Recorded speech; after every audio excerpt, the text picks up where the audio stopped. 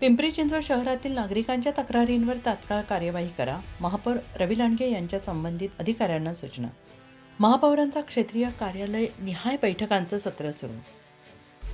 पिंपरी चिंचवड शहरातील प्रत्येक कानाकोपऱ्यात नागरिकांना स्वच्छ, सुरक्षित आणि दर्जेदार नागरी सुविधा उपलब्ध करून देणे ही महापालिकेची प्राथमिक जबाबदारी आहे. प्रभागामधील स्वच्छता व्यवस्थेला अधिक बळकटी देत अतिक्रमणांवर प्रभावी कारवाई करणे, कचरा संकलन, नाले सफाई तसेच रस्ते आणि सार्वजनिक ठिकाणांची नियमित स्वच्छता सुनिश्चित करणे आवश्यक आहे. यासाठी सर्व विभागांमध्ये समन्वय वाढवून नागरिकांच्या तक्रारींवर तात्काळ कार्यवाही करावी अशी सूचना महापौर रवी लांडगे यांनी प्रशासनाला दिल्या आहेत.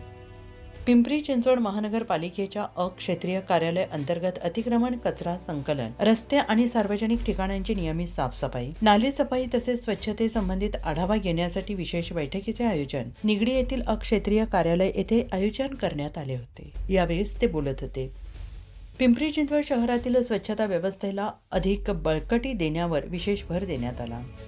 शहरातील अतिक्रमण, कचरा संकलन, रस्ते, सार्वजनिक ठिकाणांची नियमित साफसफाई, नाले सफाई तसेच स्वच्छते संबंधित कामे अधिक प्रभावीपणे राबवण्याचे निर्देश महापौर रवी लांडगे यांनी संबंधित अधिकाऱ्यांना दिले.